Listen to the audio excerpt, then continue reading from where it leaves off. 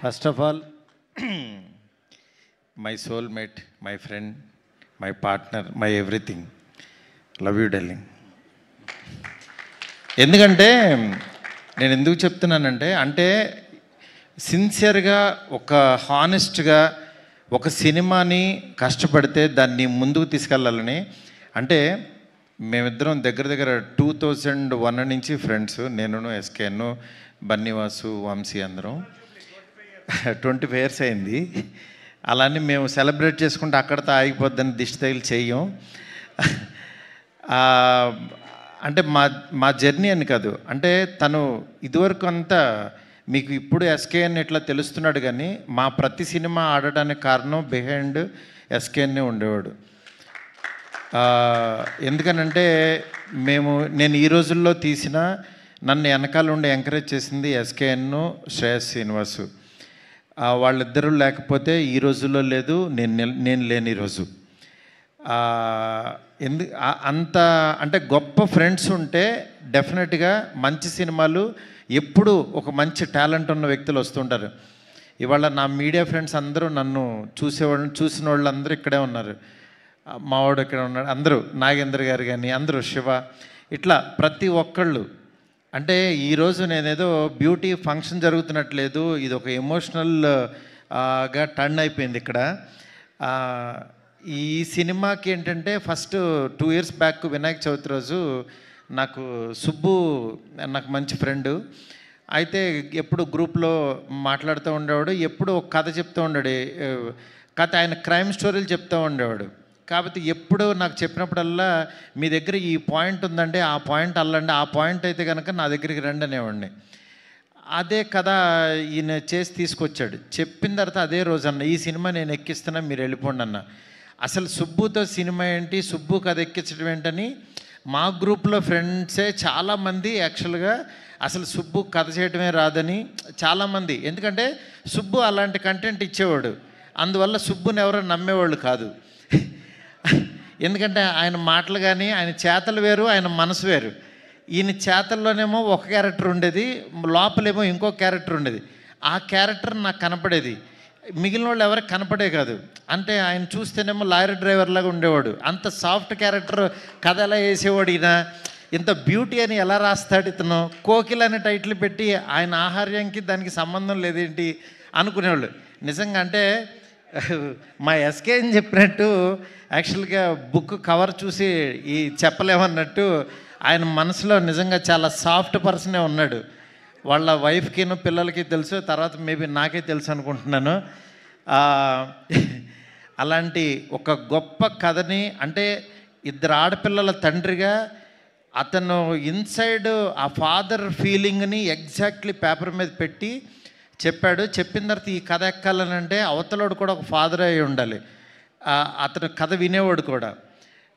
వెంటనే నేను నిమ్మగల ప్రసాద్ గారు, అప్పుడే మేమేదో మాట్లాడుకుంటున్నాం వేరే దాని గురించి, ఆయన దగ్గరికి పంపించా. ఆయన చాలా ఎగ్జైట్ అయిపోయాడు, నిజంగా చాలా అద్భుతంగా ఉంది సినిమా, సూపరు, ఇది సార్ అది సార్ అని చెప్పారు. చెప్పిన తర్వాత మళ్ళీ కూర్చుని యాక్చువల్ నిమ్మగల ప్రసాద్ గారికి నచ్చింది, ఎక్కిస్తున్నామని చెప్పాను. దాని తర్వాత ఒకసారి దీనికి ఏంటంటే చాలా ఇన్సెక్యూరిటీ. ఫస్ట్ అసలు కథ కంటే పక్కనోడు మన గురించి ఏమనుకుంటున్నాడు, డైరెక్షన్ డిపార్ట్మెంట్ నమ్మడు, ఇంకెవరినే నమ్మడు ఆయన. ఇంట్లో వాళ్ళ వైఫ్ కూడా ఏంటి పక్క రూమ్లోకి వెళ్ళింది, ఏం మాట్లాడుతుంది అని ఇట్లా ఎక్కువ పాపం ప్రపంచంలో ఎక్కువ దెబ్బలు తినేసి, లారీ దెబ్బలు తినేసి ఆయనకి ఎక్కువ ఏంటంటే అనుమానం ఎక్కువ. చుట్టుపక్కల జనాలు ఏమనుకుంటున్నారు, కిందకి వెళ్ళినోడు ఏం మాట్లాడుతున్నాడు అని పైనుంచి చూడటం, ఇట్లా ఉంటుంది ఆయన క్యారెక్టర్ అంతా. ఇలాంటి దీంట్లో ఆయన ఏంటంటే మీరు పక్కన వాళ్ళు వదిలేసేయండి సార్, మీరు రండి అని చెప్పి ఆయన కూర్చోబెట్టి, నాకు మ్యూజిక్ సిట్టింగ్లో ఉన్నప్పుడు నేను ప్రసాద్ గారికి కూర్చుని ఈ సినిమాని నేనే ఒక డైరెక్టర్గా ఫీల్ అయిపోయి నేను షార్ట్ టు షార్ట్ మాట్లాడేసి రికార్డ్ చేసుకోండి అని చెప్పేసిన తర్వాత ఆయన మళ్ళీ అబ్బా అద్భుతం గురూజీ సూపర్ అని చెప్పి నా దగ్గర చెప్పి, అలా సముద్ర బొడ్డు దగ్గరికి వెళ్ళి ఆయన కైండ్ ఆఫ్ మేకింగ్ చెప్తాడేంటి, నేను ఒక కథ రాస్తే అని చెప్పి పాపం ఆయన మనసు పంచుకున్నాడు. అది తప్పులేదు, ఎందుకంటే ఆయన నా స్టోరీని ఆయన చెప్తాడేంటండి, నేను ఎలా అనుకుంటున్నాను ఆయన ఏమనుకుంటున్నాడని. ఆ రోజంతా పాపం చాలా డిప్రెషన్లోకి వెళ్ళిపోయాడు ఈయన. వెళ్ళిపోయి డైరెక్షన్ డిపార్ట్మెంట్ని కూర్చోబెట్టి, ఇక్కడ మారుతి ఒకడు ఉంటాడు, నేను ఒకడు ఉంటా, నా వర్షన్ చూడాలి కానీ ఆయన వర్షన్లో నా సినిమా తీయమంటే ఎట్లాగని డిస్కషన్ పెట్టేవాడు. ఇవన్నీ మీటింగ్ అయిపోగానే వాళ్ళు నాకు ఫోన్ చేసి చెప్పేవాళ్ళు, సార్ మీ గురించి ఇలా అంటున్నాడు. ఆయన బాధ నాకు అర్థమైంది. పాపం ఆయన కథ ఎక్కడ నా ఇన్స్పిరేషన్ వల్ల పాడు చేసేస్తానో అని భయం వేసింది. అది తప్పేం లేదు, ఈవెన్ నేను డైరెక్టర్ అయినా నేను అది ఇదవుతానని నేను పిలిచి, సుబ్బు గారు మీరేం భయపడద్దు, మీరు మాకు నిమ్మకల్ ప్రసాద్ గారికి నచ్చే సినిమా తీయాలని అంటే, పాపం మేబీ మీరు తీయలేకపోవచ్చు, మీరు ఒకసారి ఆలోచించండి అంటే ఆయనే అన్నాడు, అవును సార్ ఈ కథ మిమ్మల్ని, నాకు మీ ఫ్రెండ్షిప్ ముఖ్యం, నాకు మీరు అనుకున్న జెన్యూనిటీ ముఖ్యం, నాకు మాకు కథ లేకపోయినా పర్వాలా, సినిమా లేకపోయినా పర్వాలా, నాకు మీతో జర్నీ ముఖ్యం సార్, నేను ఈ డైరెక్షన్ ఎవరికైనా ఇచ్చేస్తాన్నాడు. పాపం ఫస్ట్ డైరెక్షన్ కోసం చేసుకున్న కథ దాన్ని యాక్చువల్గా తను ఇచ్చేశాడు. నాకు ఆ రోజు నాకు చాలా, అతనిలో బయటకు మాట్లాడే పర్సను వేరే పర్సన్ ఉన్నా సరే ఇంటర్నల్గా నాకు మారుతి గారు కావాలి అని ఒక మంచి మనస్తత్వం నాకు బాగా అనిపించి సాయికి ఫోన్ చేసి, అప్పుడే సినిమా భలే ఉన్నాడు సినిమా రిలీజ్ అయింది, సినిమా బాగాలేదన్నారు, సాయి డిప్రెషన్లో ఉన్నాడు, ఉంటే 2 రోజుల తర్వాత ఫోన్ చేసి, సాయి నువ్వు అర్జెంటుగా ఆఫీస్కి రా, ఇంకో సినిమా చేయన్నా. తను చాలా ఎగ్జైటెడ్ నిజంగా. ఎందుకంటే నాకు ఎవరన్నా బాధలో ఉన్నారంటే ఫస్ట్ నాకు భయం వేస్తుంది, ఎందుకంటే ఆ ప్లేస్లో నేను ఉండకూడదని కోరుకుంటాను. అలాంటి దాంట్లో నేను ఎవరన్నా ఆనందంలో ఉన్న పబ్లో పార్టీలన్నా నేను 90% వెళ్ళను, ఎందుకంటే ఆల్రెడీ వాళ్ళు హ్యాపీగా ఉన్నారు, నేను వెళ్ళి వాళ్ళని ఏమి పెంచక్కర్లా. కానీ బాధలో ఉన్నవాడికి నాలాంటి వాడి మాట, నేను తట్టే భుజం చాలా హెల్ప్ అవుతుంది. అది యాక్చువల్గా నేను పెరిగిన వాతావరణంలో మా నాన్న అవ్వచ్చు, మా అమ్మ అవ్వచ్చు, మా ఇంట్లో వాళ్ళ పెంపకం నుంచి అది వచ్చింది నాకు. అందుకే నేను చాలా ఇప్పుడు నాకు పెద్ద సాంగ్స్ మేకింగ్లో ఉన్నా, చాలా బిజీగా ఉన్నా. అలాంటి దాంట్లో కూడా విజయ్ గారిని రోజు మాట్లాడుకుంటూ నేను ఫారెన్ వెళ్ళినా, ఆయన ఏంటంటే మంచి సినిమా తీశాడు బార్బరిక్. నేను పాపం ఆ డైరెక్టర్ కూడా చాలా మంచి డైరెక్టరు. 100 సార్లు చెప్పా, గురు ఆ టైటిల్ బార్బరిక్ అంటే అదేదో బార్బిక్యూ లాగా ఉంది, ఎవరికి అర్థం కాదు, నువ్వు ఆలోచించని 100 టైటిల్స్ పంపించా. రోజు ఒక టైటిల్ చెప్తే ఎక్కదేమో అని లోగోస్ రాసి పంపించేవాడిని. పంపించినా సరే ఆయన ఏంటంటే పాపం ఒక ట్రాన్స్లో ఉన్నాడు. ఆయన ఏంటంటే అది ఆ సినిమా గురించి ఆ కథ బార్బరిక్ అనే ఒక దేవుడని ఫీల్ అయ్యాడు. పాపం మనం ఫీల్ అవ్వటం వేరు, ఆడియన్ ఫీల్ అవ్వటం వేరు. ఆడియన్ మనసులో లేని దేవుణ్ణి మనం తీసుకెళ్ళాం. ఇది చెప్పినా సరే నేనేంటంటే యాజ్ ఎ డైరెక్టర్గా ఇంకో డైరెక్టర్ నేను ఫోర్స్ చేయలేనని యాక్చువల్గా నేను అది సర్లే మీరు నమ్మారు కదా వెళ్ళిపోండి అని చెప్పి అన్నాను. అది అలాగే వెళ్ళిపోయింది. చివరికి యాక్చువల్గా ఆయన మంచి సినిమా తీసి చూడలేదని చెప్పుతో కొట్టుకున్నాడు. నాకు చాలా బాధ అనిపించింది. డైరెక్టరు, కళాకారుడు 10 మందిని క్రియేట్ చేసేవాడు అలాంటి పిచ్చి పనులు చేయొద్దు దయచేసి. ఎందుకు చెప్తున్నానంటే ఆడియన్స్ని రప్పించడానికి ఎన్ని పిచ్చి మాటలు మాట్లాడుతున్నారంటే, బూతులు మాట్లాడుతున్నారు, చొక్కా తీసు తిరుగుతాను అంటున్నారు, అసలు సినిమాలే మానేస్తానంటున్నారు. అసలు ఒక సినిమా ఆడకపోతే నువ్వు ఎంత దిగజారిపోతావా, ఎంత దారుణంగా మాట్లాడతారా అంటే, ఈ సినిమా కాదు ఇంకో సినిమా ఆడుతుంది, అంతేగాని సినిమాలు మానేస్తా, నేను రాను, ఎవరిని చూడొద్దు, చొక్కా ఇప్పదీసి తిరుగుతా, బూతులు మాట్లాడతారు. ఏంటి అసలు ఇది? కల్చర్ ఎటు వెళ్ళిపోతుంది? ప్రతి సినిమాకి చూస్తున్నా. మనం ఏదన్నా కొంచెం కాంట్రవర్సల్గా మాట్లాడితే సినిమా వెళ్తుంది, బూతులు మాట్లాడితే సినిమా చూస్తారు. నేను రాసినన్ని డబుల్ మీనింగ్ డైలాగులు నేను కూర్చుంటే నాకంటే గొప్పగా ఎవడో రాయడు, గుర్తుపెట్టుకోండి. కానీ నేను ఎందుకు రాయట్లేదు? బస్ స్టాప్ అనే సినిమాతో ఆపేశాను నేను. ఎందుకు రాయట్లేదు? డబ్బులు సంపాదించడం నాకు రాదా? నేను బ్యూటీ లాగా 4 రోజులు కూర్చున్నానంటే 100 డైలాగులు ఇస్తాను ఇట్లాంటి సినిమాకి.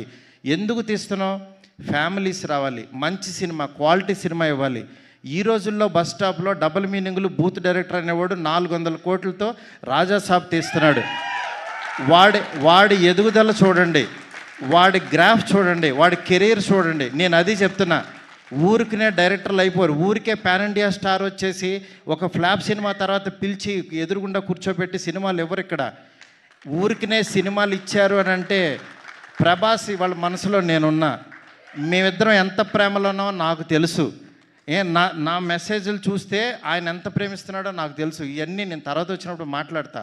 బట్ యాక్చువల్గా నేను ఎందుకు చెప్తున్నానంటే, ఇదంతా సినిమా ఆడించాలని చాలా ఒక ఫ్రస్ట్రేషన్తో, ఒక స్ట్రెస్తో, ఒక ప్రీ రిలీజుల్లోనో దేంట్లోనో ఇష్టం వచ్చినట్టు మాట్లాడుతున్నారు. అలా కాదు. సినిమాని నమ్మండి, కంటెంట్ నమ్మండి. జనం ఎప్పుడు మంచి సినిమా తీస్తే చూస్తారు. మనం 1000 రూపాయలు పెట్టి వాళ్ళ జేబుల్లోంచి దోచేస్తున్నాం. వాళ్ళకి మంచి సినిమా ఇవ్వాల్సిన బాధ్యత మంది. ఆడెవడో రాలేదని తిడతారేంటి అసలు? రాలేదని చెప్పుతో కొట్టుకుంటారా? నాకు చాలా బాధ కలిగింది యాక్చువల్గా. అది అందుకని ఇలాంటి చిల్లర పనులు, చీప్ పనులు చేయొద్దు. ఈ సినిమా కాకపోతే ఇంకో సినిమా. ఒక సినిమా ఫెయిల్యూర్ అయిందంటే ఓహో మేబీ నేను నచ్చలేదు, నా కంటెంట్ నచ్చలేదు అని రియలైజ్ అవ్వండి. రియలైజ్ అయ్యి ఆడియన్కి ఏం కావాలో అది వండి పెట్టడానికి ట్రై చేయండి. అంతేగాని నువ్వు చేసిన వంట ఆని తినమంటారు ఎందుకు ఫోర్స్డ్గా? ఆ పనులు చేయొద్దు దయచేసి. డెఫినెట్గా ఈరోజు బ్యూటీ, మీకు ఆకలి టైంలో కూడా ఎక్కువ మాట్లాడాను, ఎందుకంటే ఇది అవసరం, అందుకని చెప్పి నేను మాట్లాడాల్సి వచ్చింది. ఇవాళ బ్యూటీ తన దగ్గర పుట్టింది, సాయితో తయారైంది. నెక్స్ట్ ఇంకొక సాయి వచ్చి యాక్చువల్గా దాన్ని చిత్రీకరించాడు మా తమ్ముడు విజయబుల్గానే. నిజంగా అంటే ఒక అభిమానం ఏదో ఇది ఉంటుంది, అట్లా విజయబుల్గానికి అద్భుతమైన మ్యూజిక్ ఇచ్చాడు. నెక్స్ట్ దీన్ని నడిపించిన వెనక నుంచి నిమ్మకాయల ప్రసాద్ గారు, ఆయన ఒక బ్రదర్ లాగా అయిపోయాడు నాకు, ఒక ఎమోషనల్గా. ఆయన పేరు రాజాసాబ్ రిలీజ్ అయిన తర్వాత నిమ్మకాయల ప్రసాద్ అనే పేరుని ఎవడో మర్చిపోడు, గుర్తుపెట్టుకోండి. ఎందుకనంటే ఆ పేరుకి అంత వాల్యూ తెచ్చేసి ఆ సినిమాలో నేను. అందుకని యాక్చువల్ ఆ పేరు పర్సన్ ఈయనే. సినిమా రిలీజ్ అయిన తర్వాత మీకు అర్థమవుద్ది. అట్లాగే వాసుకి గారు నిజంగా మదర్ క్యారెక్టర్. ఒకరోజు మా కజిన్ ఫోటో తీసి పెట్టింది, ఏంటి గురు ఇలా కొట్టేసింది ఈవిడని. నిజంగా ఆ సీన్లో ఏంటి ఇంత దారుణంగా కొట్టారేంటి అని అనుకున్నాను. కానీ తర్వాత ఆ సీన్ చూస్తే ఏ మదర్ అయినా ఇంకా తక్కువ రియాక్ట్ అవుతుంది, అంత బాగా అసలు యాక్ట్ చేశారు. నిజంగా సినిమా చూస్తుంటే నిన్నెవరో డిస్ట్రిబ్యూటర్స్ సినిమా చూసి వాళ్ళు ఏడుస్తూ వాళ్ళు చాలా ఎమోషనల్ అయిపోయారు డిస్ట్రిబ్యూటర్స్. దానికి కారణం యాక్చువల్గా దీనికి యాక్ట్ చేసిన మదరు, ఫాదర్ క్యారెక్టర్స్ వాసుకి గారు, నరేష్ గారు. నరేష్ గారు రావు రమేష్ గారు కానీ నాకు, అలాగే మురళీ శర్మ గారు, వీళ్ళు నాకు ఎప్పుడు గుండెల్లో ఉంటారు. ఫోన్ చేస్తే టక్కమని వచ్చి చేస్తూ ఉంటారు. అట్లాగా నాకు నరేష్ గారు ఈ సినిమాకి యాక్చువల్ ఫాదర్ క్యారెక్టర్ చేయాలంటే ఆయన సెట్కి వచ్చి మారుతి గారు మీరు చెప్పారంటే చేసేస్తాను, నా గురించి మీకు తెలుసు కదని చేశారు. నిజంగా సినిమా చూస్తే మీకు అర్థమవుద్ది. ఈరోజు ఎక్కువ మాట్లాడాల్సి వచ్చిందంటే కంటెంట్. సినిమాలో దమ్ముంటేనే ఆ సినిమా మన చేత మాట్లాడేస్తుంది. ఒక్కో సినిమా మనం ఏంటంటే వేగ్గా వచ్చి మాట్లాడేసి వెళ్ళిపోతాం, కానీ ఈ సినిమా అలా కాదు. బ్యూటీ అనేది చాలా గొప్ప సినిమా, ప్రతి తెలుగు వాళ్ళకి పనికొచ్చే సినిమా, ప్రతి తల్లిదండ్రులు చూడాల్సిన సినిమా. దీన్ని మాత్రం మీరు నిజంగా మిస్ అవ్వద్దు, డెఫినెట్గా చూడండి.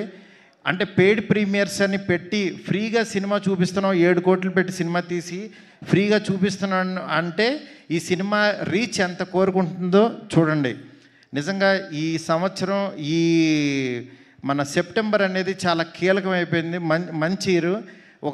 ఒక చిన్న సినిమా ఒళ్ళిర్చుకున్న టైం ఇది. లిటిల్ హార్ట్స్ బాగా ఆడింది. అట్లాగే మా విశ్వప్రసాద్ గారికి ఒక పెద్ద హిట్ వచ్చింది, నా ప్రొడ్యూసరు. చాలా హ్యాపీ మూడ్లో ఉన్నాం. అలాగే 3rd వీక్ రిలీజ్ అయ్యే ఈ సినిమా బ్యూటీ డెఫినెట్గా చూడండి. అలాగే కళ్యాణ్ గారిది ఓజీ వస్తుంది. ఓజీ సినిమా ఎంత బాగుంటుందో నాకు తెలుసు. ఆ సినిమా ఎట్లాగో చూస్తారు. దానికి ముందు వచ్చే ఈ సినిమాని కళ్యాణ్ గారి ఫ్యాన్స్ అందరూ, ప్రభాస్ గారి ఫ్యాన్స్ అందరూ తప్పకుండా బ్యూటీ చూడండి. ఎందుకు చెప్తున్నానంటే మన ఫ్యాన్స్, మన హీరోలు చెప్పిన మాటలతో వచ్చే సినిమాలు, వాళ్ళు ఇన్స్పిరేషన్ ఇచ్చిన సినిమాలు మనం చూడాల్సిన ధర్మం మనకుంది. ఎందుకంటే కళ్యాణ్ గారు ఒక ఆడపిల్లకి ఆడపిల్లల పేరెంట్స్ ఎలా ఉండాలని చెప్తే దాని నుంచి ఇన్స్పిరేషన్ తీసుకుని యాక్చువల్గా అల్లిన కథ కాదు, ఇది రియలిస్టిక్గా జరిగిన కథ. వైజాగ్లో ఒక క్యాబ్ డ్రైవర్ కూతురికి జరిగిన ఒక రియల్ ఇన్సిడెంట్ని తీసుకుని కథగా రూపొందించి చేసిన సినిమా. దయచేసి ఎవరు మిస్ అవ్వద్దు, బ్యూటీ చాలా బాగుంటుంది. బ్యూటీ అద్భుతమైన సినిమా. సెప్టెంబర్ 19th థియేటర్లోకి వస్తుంది, డోంట్ మిస్ ఇట్. ఈ సినిమాని మాకు ఎంకరేజ్ చేసిన ఆదిత్య మ్యూజిక్ కానీ, అట్లాగే జీ వరల్డ్ కానీ, జీ మ్యూజిక్ వాళ్ళు, నెక్స్ట్ జీ టీమ్ అందరికీ కూడా చాలా చాలా థ్యాంక్స్. నా వాల్స్ అండ్ ట్రెండ్స్ వాళ్ళు ఇవన్నీ క్రియేటివ్స్ అన్నీ చేస్తున్నారు. అట్లాగే ప్రమోషన్ యాక్టివిటీస్ చేసిన ప్రతి ఒక్కరికి ఈ సినిమాని ఎంకరేజ్ చేస్తున్న ప్రతి మీడియా ఫ్రెండ్కి చాలా చాలా thanks. Thank you so much, thank you so much, thank you so much. ఎవరినన్నా మర్చిపోయి దయచేసి క్షమించండి. Thank you so much. Thank you Maruti garu, thank you so much. And ఈ స్పీచ్ చాలా ఇన్స్పైరింగ్ స్పీచ్ అసలు. Thank you so much and thank you so much for your support for this film. And entire team అందరికీ all the very best. And once again thank you so much. వేదిక మీద ఉన్న వారందరికీ SKN గారికి special thanks తెలియజేసుకుంటున్నాం. And Maruti garu special thanks to you. Naresh garu thank you. And everybody congratulations. Firstly మంచి బజ్తో release అవుతుంది September 19కి. ఓకే, మీరు వీళ్ళిద్దరి గురించి చెప్పాలి. నీ అమ్మాయి ఎంత పెట్టల్లే ఎంత ఉంది, కానీ సినిమా ఎంత బాగా చేసిందంటే అంటే మన తెలుగు ఆడపిల్లలు కూడా అంటే చాలా బాగా యాక్ట్ చేస్తున్నారు. కానీ ఈ అమ్మాయి ఒరిస్సా అండి, లాంగ్వేజ్ తెలియదు, ఓన్లీ ఎమోషన్ పట్టుకుని లైన్ టు లైన్ యాక్ట్ చేసింది. మీరు సినిమా రిలీజ్ అయిన తర్వాత మనకు బయటికి రాగానే వీళ్ళిద్దరు స్ట్రాంగ్గా గుర్తుండిపోతారు. అంత గొప్పగా యాక్ట్ చేశారు. అంకిత్ గురించి యాక్చువల్గా సినిమా అంతా నార్మల్గా ఉంటాడు, లాస్ట్ హాఫ్ అన్ అవర్ ఇంకొక షేడ్లో చూపించాడు. నిజంగా అది కేవలం ఆర్టిస్ట్ అయితేనే చేయగలడు. అది అగైన్ హీ ప్రూవ్డ్. అంటే నేను ఇతను సార్ అంకిత్ మంచి యాక్టర్ ఇది అని చెప్తున్నారు. జోహార్ అనే సినిమా చూశాను, దాని తర్వాత ఈ సినిమా చూసిన తర్వాత మాత్రం అంకిత్ బయట ప్రతి ఒక్కడికి గుర్తుండిపోతాడు. అట్లాగే ఈ సినిమాని ఎడిట్ చేసిన మా ఉద్దవ్కి, ఇంకెవరన్నా మర్చిపోండి సారీ, చాలా చాలా thanks. Thank you all. Thank you sir. ఒక్క పిక్చర్ అంటే సార్ హీరో గారు, హీరోయిన్ గారు, డైరెక్టర్ గారు, నరేష్ గారు, వాసుకి గారు అండ్ ఎస్కేఎన్ గారు ప్లీజ్. అండ్ ప్రొడ్యూసర్ గారు